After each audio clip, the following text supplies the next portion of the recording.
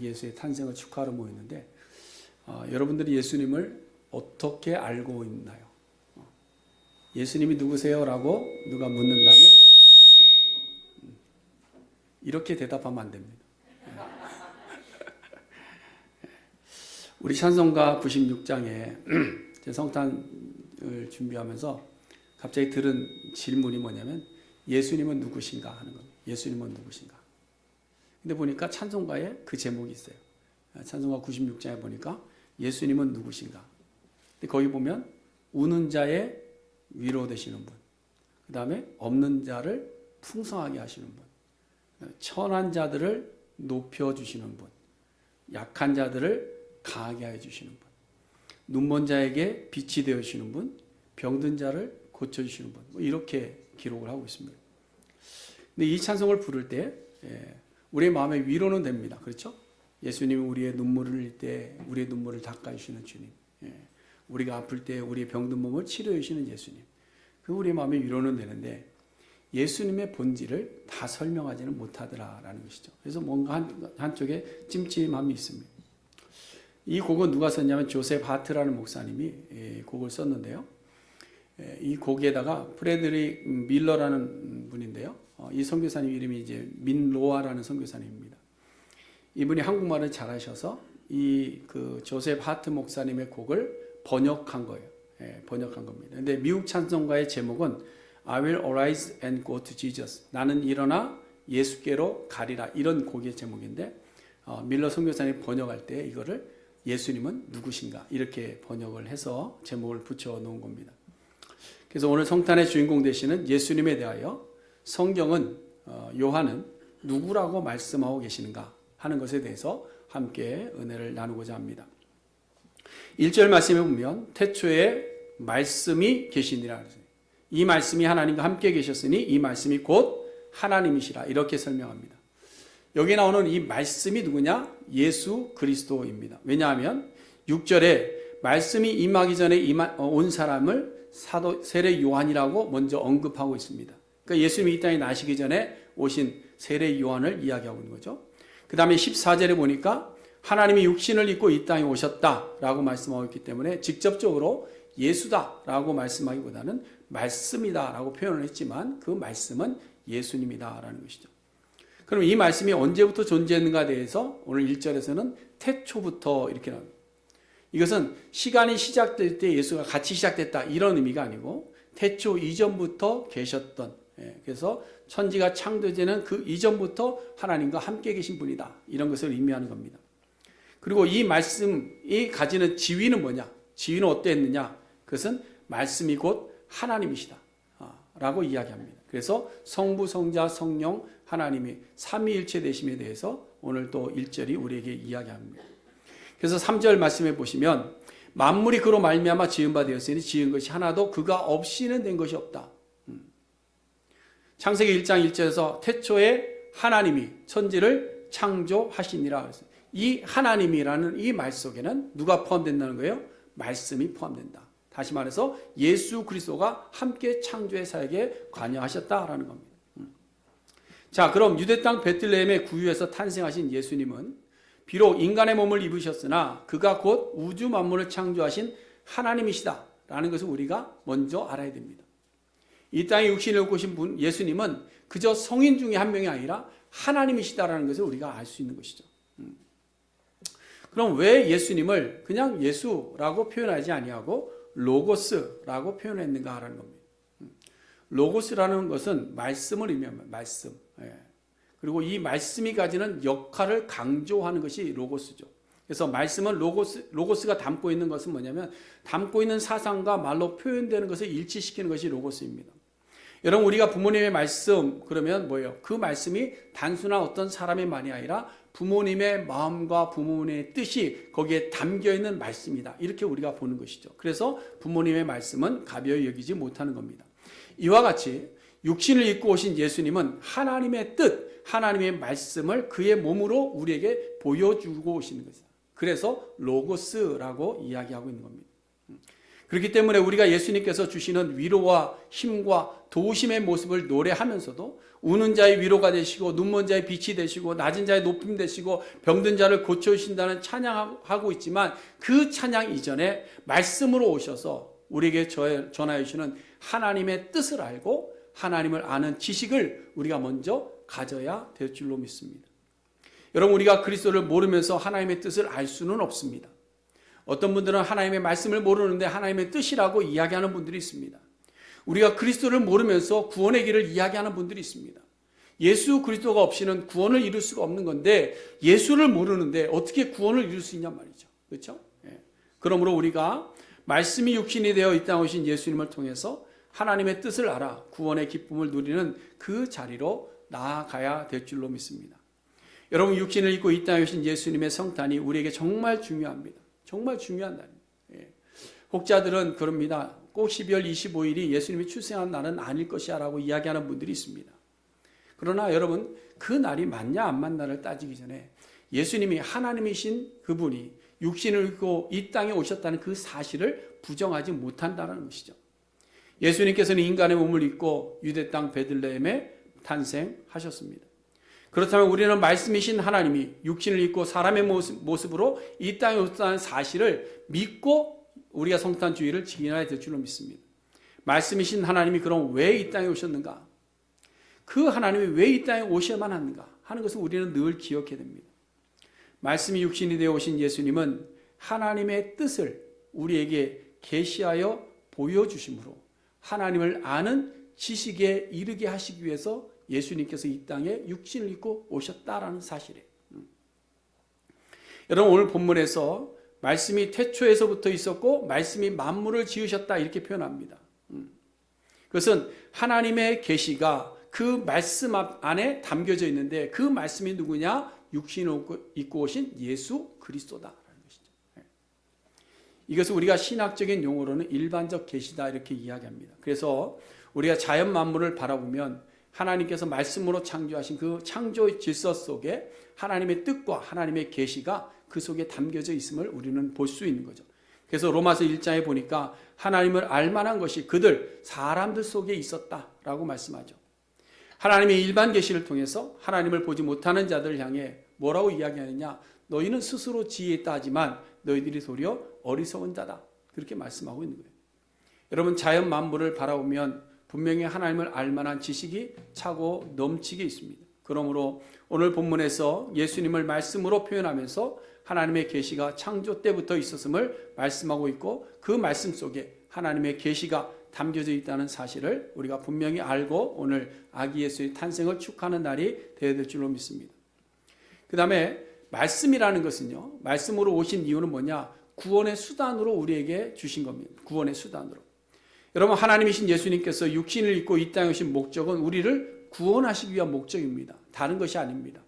어떤 히어로가 되기 위한 것이 아니라 우리를 구원하시기 목적이죠.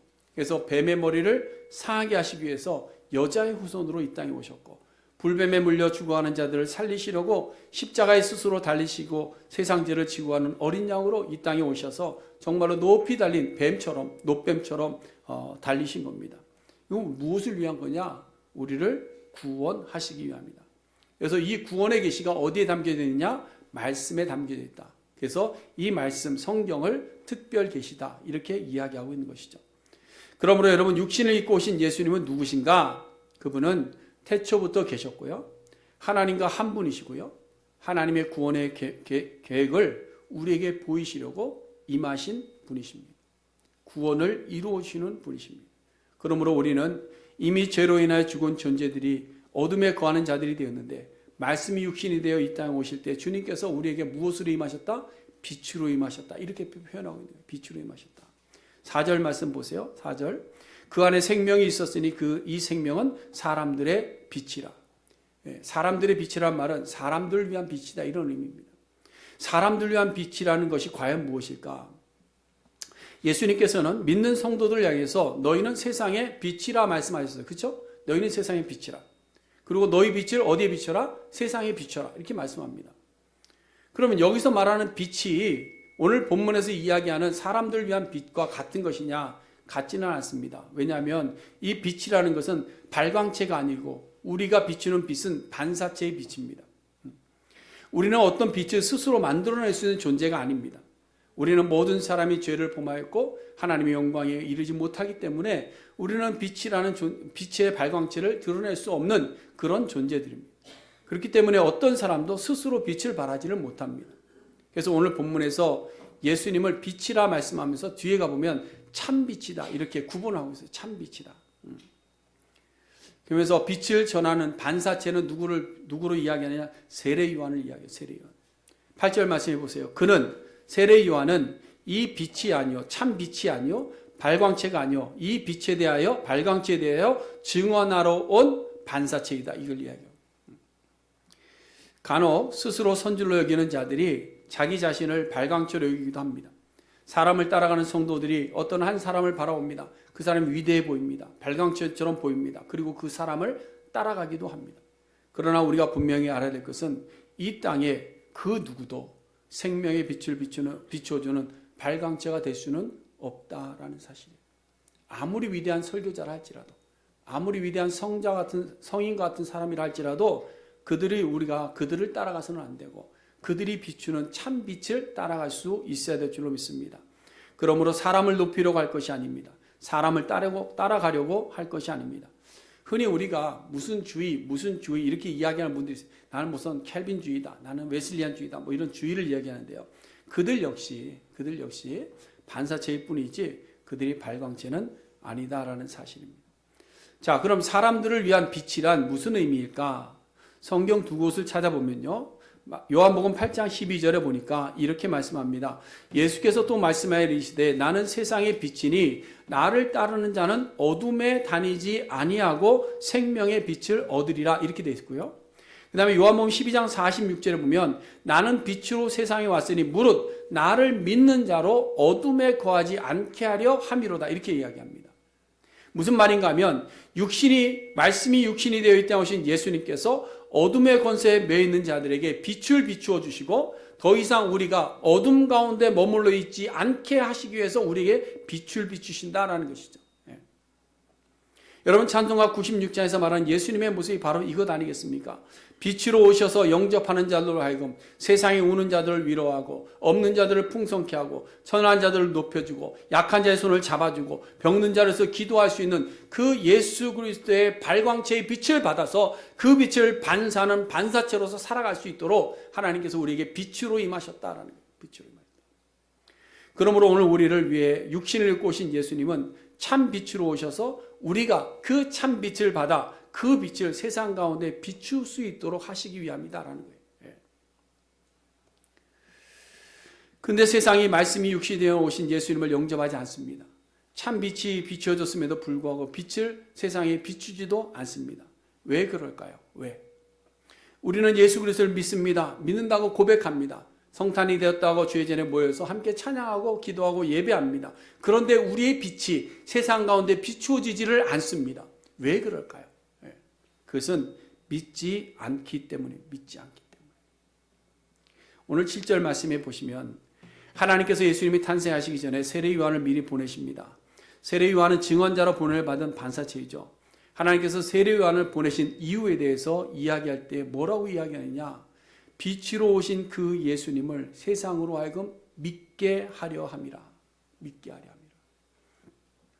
히브리서 11장은 믿음장이라고 하는데요. 1절에 보면 믿음은 바라는 것들의 실상이요 보이지 않는 것들의 증거다 그랬습니다.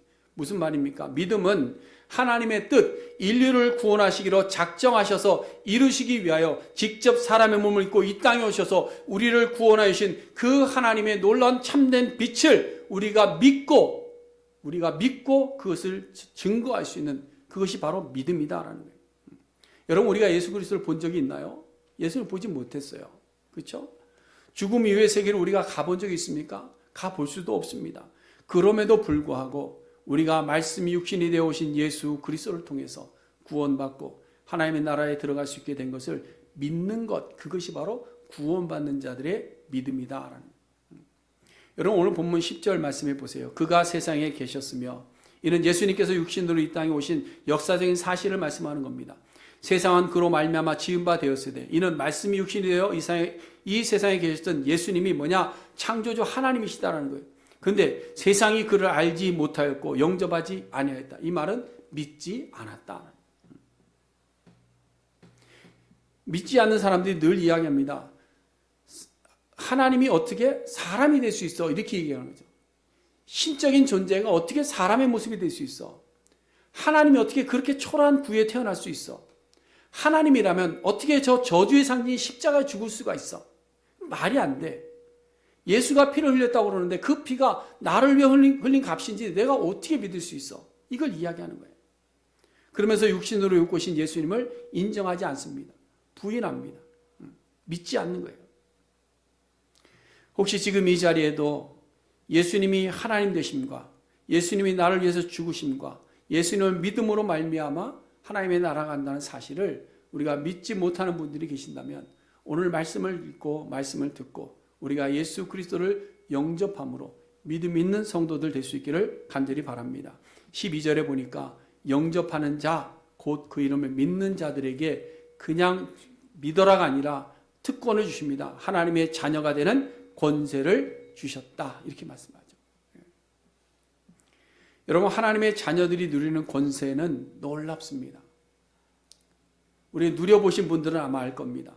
그 권세가 얼마나 위대하고 얼마나 놀라운지. 14절 말씀입니다. 그 자녀들이 누리는 권세. 14절 우리 같이 한번 읽어봅니다. 시작. 육신이 되어 우리 가운데 거하시며 우리가 그의 영광을 보니 아버지의 독생자의 영광이요 은혜와 진리가 충만하더라. 아멘. 자, 보세요. 말씀이 육신이 되어 이 땅에 오신 예수님을 영접하고 믿었더니 우리에게 나타난 현상이 세 가지로 이야기합니다. 첫 번째로 하나님의 영광을 보게 된다. 죄로 타락한 인간이 죄성을 가지고 하나님의 영광을 볼 수가 없습니다. 하나님의 영광을 보면 우리는 죽임을 당하게 되어져 있는 거죠. 그래서 모세가 시내산에 올라갈 때 다른 백성들은 산에 접근도 못하겠습니다. 왜? 하나님이 치실까 두렵다. 출애굽기 40장에서 성막에 하나님의 영광이 가득할 때 모세가 성막 안으로 들어갈 수가 없었습니다. 하나님의 영광을 볼 수가 없었습니다. 이사야 선지자는 여호와의 현현을 보고 스스로 고백합니다. 나여 이제 망하게 되었도다. 이렇게 우리가 하나님의 영광을 볼 수 없는 존재였습니다. 하나님을 볼 수 없는 존재. 근데 이제 예수님을 영접하고 하나님의 자녀가 되고 나니까 어떻게 돼? 하나님의 그 영광의 모습을 보게 되었다라는 거예요. 그러니까 여러분, 하나님의 영광을 아무나 보는 것이 아니고 영접하는 자, 곧 그 이름을 믿는 자들이 하나님의 자녀 되어서 볼 수 있는 것이 하나님의 영광입니다. 그렇기 때문에 하나님의 영광을 본다는 것이 그저 무슨 황홀한 황홀경을 체험하는 것이 아니에요. 스데반 집사님이 돌에 맞아 순교하실 때에 무슨 화려함으로 무슨 드러나는 것이 아니잖아요. 돌에 맞아 피를 철철철 흘리면서도 하늘을 바라보는데 하나님의 영광이 예수가 그 우편에 서 계시는 걸 바라보면서 기뻐하며 웃어가요. 그것이 하나님의 영광을 보는 모습입니다. 무슨 말인가 하면 우리가 하나님의 자녀가 되면 사람의 영광이 아닙니다. 사람의 영광 받는 그 모습을 즐거워하는 것이 아니라 하나님의 영광된 그 모습을 더 사랑하게 되더라. 믿음이 없이는 예수 그리스도를 통해 구원받는 사실을 알지 못합니다. 여러분, 믿음이 없이는 하나님의 나라가 예비되어져 있는 그 하나님의 영광된 모습을 볼 수가 없습니다. 믿음이 없이는 주를 위해서 죽어지는 것이 얼마나 큰 영광인지를 알지를 못합니다.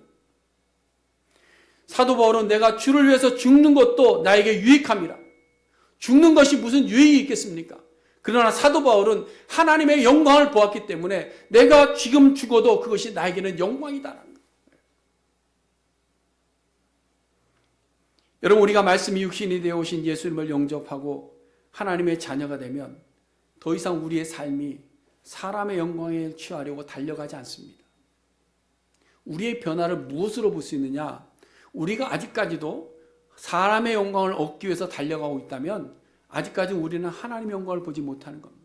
그러나 하나님의 영광을 보고 달려가는 자들은 세상의 어떤 것들도 감당할 수 있는 힘이 생겨나게 되는 거예요. 그래서 어려움이 있어도 아픔이 있어도 예수를 전하다가 좀 모욕적인 말을 들어도 감당할 수 있는 거예요. 그러므로 여러분, 우리가 예수 그리스도를 마음으로 영접하고 하나님의 영광을 볼 수 있는 자리에 다 들어가는 우리 모두가 될 수 있기를 바랍니다. 그 다음에 두 번째로 모든 것이 은혜임을 알게 됩니다. 하나님의 자녀가 되면 은혜임을 알게 됩니다.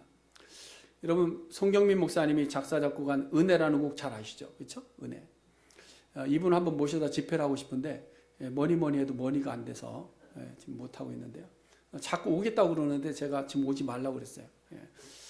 근데 이분이 쓴 찬양곡의 가사에 보면 내가 누려왔던 모든 것들이, 내가 지나왔던 모든 순간이, 내가 걸어왔던 모든 것이 뭐예요? 당연한 것이라 여겼다라는 거예요. 그렇죠? 우리는 아침에 일어나서 숨 쉬면서 하나님 내게 숨 쉬어서 감사합니다 하시는 분 계시나요? 잘 없을 것 같아요. 당연한 것처럼 숨 쉬는 거예요. 하루 세 끼 식사를 먹습니다. 그런데 식사를 하면서 오늘도 이렇게 하나님께서 하루 세 끼를 나에게 먹여주셨네. 정말 감사하다. 그 은혜를 찬양하시는 분 계신가요? 어떤 사람은 숨 쉬는 것이 그저 당연한 것이지 뭐 그리 대단해. 그것이 무슨 은혜야. 이야기하는 분들이 있을지 모르겠습니다. 그러나 스스로 호흡할 수 없어서 호흡기를 의존해야 되는 사람들은 숨을 잠시라도 한번 마음껏 쉴 수 있다면 그것이 얼마나 기쁠까 하는 거예요. 우리가 이 땅에 태어나서 성장하고 배우고 일하고 풍족한 가운데 운동도 할 수 있고 여행도 다닐 수 있고 내가 하고 싶은 거 다 하는 것, 내가 수고해서 내가 모은 것으로 내가 누리는 것이지 라고 생각하시는 분도 있을 겁니다. 그러나 여러분, 태어난 지 6시간 만에 호흡 멈추는 아이를 본 적 있으십니까? 어려서부터 부모로부터 버림받아서 홀로 자라야 됐던 아이를 본 적 있으십니까? 하루도 쉬지 못하고 겨우 일해야 겨우 먹고 사는 분들을 여러분 본 적 있으십니까? 한 곳에서 태어나서 그곳에서 자라고 그곳에서 살다가 그곳에서 생을 마감하는 사람을 본 적이 있으십니까? 그러니 여러분, 우리가 누려왔던 모든 것들이 당연한 걸까요? 당연한 것이 아니죠. 그 은혜를 누릴 수 있는 것은 말씀이 육신이 되어 이 땅에 오신 예수님을 영접하고 하나님의 자녀가 되고 나면 그것을 아는 겁니다. 이것이 하나님의 은혜였구나. 하나님의 은혜였구나. 우리의 부모님이 계신 것 은혜입니다. 그렇죠? 부모 밑에서 성장할 수 있는 것 은혜입니다. 우리 한 가족이 있는 것도 은혜입니다. 우리는 예배당에 있는 것도 은혜입니다. 그렇죠? 다 은혜. 근데 그 은혜를 우리가 우리의 입으로 고백하지 못하더라. 특별히 나에게 무슨 큰 것이 주어졌을 때 이것이 하나님의 은혜다. 그것 외에도 살아가는 자체가 하나님의 은혜임을 알게 되더라. 그래서 은혜로 충만한 삶을 살게 된다. 그 다음에 세 번째로 하나님의 자녀들이 누릴 수 있는 특권, 권세는 뭐냐? 진리 안에서 자유할 수 있는 권세입니다. 진리 안에서. 이 땅에는 많은 지식들이 있고 많은 삶의 이치들이 있습니다. 그런데 그 모든 삶의 지식과 이치가 태초에 계셨던 말씀이 지혜로 창조해 주신 것들이라는 사실이죠. 자연 만물과 자연의 이치와 생태계와 계절들이 모두 하나님의 진리입니다. 특별히 말씀은 하나님의 구원을 자세하게 알려주신 특별 계시입니다. 그렇기 때문에 하나님의 자녀들은 말씀 안에서, 자연 계시 안에서 아니면 특별 계시 안에서 우리가 자유함을 누리게 되더라. 그 앞에 순종하는 것이 자유함이 되더라는 사실이죠. 믿지 않는 자들은 그럽니다. 괜히 예수 믿어서 왜 이렇게 힘들게 살아? 그런 분들이 있어요. 주일날 놀러도 못 가죠. 예수 믿고 나니까 하지 말라는 것도 많죠. 슬쩍 고치지도 못하죠. 거짓말도 못하죠. 나쁜 짓도 못하죠. 그냥 세상을 자유롭게 즐겨. 왜 그렇게 매여서 살아? 정말 어떤 분들은 이 신앙생활 하는 것이 어렵다고 하시는 분들도 있습니다. 그러나 여러분, 우리가 예수님을 영접하고 하나님의 자녀로 살게 되면 말씀대로 사는 것이 우리에게 도리어 자유함이 된다는 사실이에요. 말씀대로 사는 것이 자유함이 될 수 있기를 바랍니다. 말씀대로 순종하는 것이 기쁨 되기를 간절히 바랍니다. 그것이 우리가 나아가야 될 성화의 과정인 줄로 믿습니다. 그래서 우리가 하나님의 자녀가 되면 말씀을 따라 순종하는 것이 기쁨됩니다. 그것으로 우리 충만해지고 그 안에서 자유함을 누릴 수 있게 되는 것입니다. 사랑하는 성도 여러분, 오늘 우리는 말씀이 육신이 되어 오신 예수님을 찬양하며 기쁨으로 예배하고 있습니다. 예수님은 누구신가? 예수님은 태초부터 하나님과 함께 계신 분입니다. 만물을 창조하신 분이십니다. 이 예수님이 하나님의 구원을 계시하여 주시려고 말씀이 육신이 되어 이 땅에 오신 것입니다. 그러므로 이제 우리는 예수님을 영접하고 하나님의 자녀가 되어서 참 빛을 비추어 주신 그분 안에 거하는 우리 모두가 될 수 있기를 간절히 바랍니다. 여러분, 우리가 예수 닮기 원하시죠? 예수 닮기 원하십니까? 우린 찬양합니다. 예수 닮기 원한. 그럼 어떻게 하면 닮아갈 수 있을까? 어떻게 하면 닮아갈 수 있을까? 예전에 목회자들은 훌륭한 목사님이 있으면 그분의 언어와 말과 습관을 다 따라했습니다. 그분이 하는 말을 하나님의 말씀처럼 받아들이고 그대로 순종하면서 닮아갔습니다. 그래서 목소리도 똑같이 하고 말하는 톤도 똑같이 하고 억양도 똑같이 하고 따라갔어요. 왜? 닮아가려고 하는, 닮아가려고. 그럼 우리는 어떻게 예수님을 닮아갈 수 있을까요? 예수님의 말씀이 우리의 육신 속에 거할 때에 우리는 예수를 닮아갈 수 있습니다. 말씀이 우리 안에 거하지 않으면 우리는 예수님을 닮아갈 수 없습니다. 그냥 도덕적으로 깨끗한 사람의 모습은 우리가 가질 수 있어요.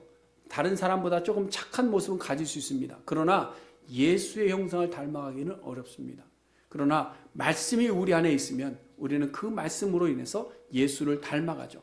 말씀이 우리 안에 임하여야 우리는 사람의 영광을 버리게 됩니다. 하나님의 영광을 찾아가게 되는 거예요. 세상에서 누리는 사람의 영광 따라가는 것이 아니라 하나님의 영광된 그 나라를 위해서 달려가게 되는 겁니다. 하루하루의 삶이 은혜로 충만하게 됩니다. 그래서 우리의 주어진 모든 환난과 아픔과 고통 가운데서도 주님을 바라보며 주님께서 주신 은혜를 우리가 고백할 수 있는 겁니다. 우리의 인생이 진리 안에서 자유함을 누리게 됩니다. 하나님의 말씀은 우리에게 억압이 아닙니다. 율법을 주셔서 우리를 괴롭게 하는 것이 아니라 그 말씀 앞에 순종하며 사는 것이 우리의 자유함이 되고 큰 기쁨이 되는 줄로 믿습니다. 지금 이 시간 함께 예배하는 우리 모든 성도님들이 말씀으로 오신 예수님을 우리의 마음으로 영접하심으로 하나님의 자녀로 거듭나게 될 수 있기를 말씀이 육신이 되어 오신 예수님의 이름으로 간절히 축원해 드립니다. 기도하겠습니다.